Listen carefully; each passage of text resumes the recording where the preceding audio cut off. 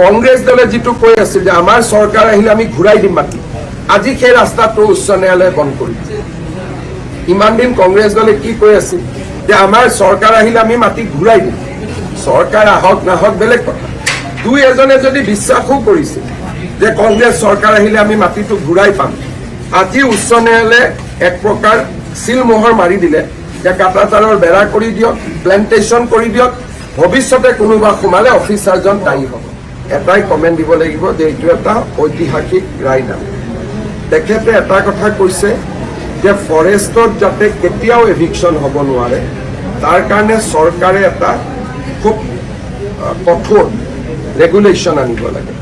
দ্বিতীয়তে, যিবিলাক বিষয়াৰ দিনত ফৰেষ্টত এই ধৰণৰ লাৰ্জ স্কেল বেদখল হৈছিলে, তেওঁলোকৰ ওপৰত চৰকাৰে ব্যৱস্থা ল'ব লাগে।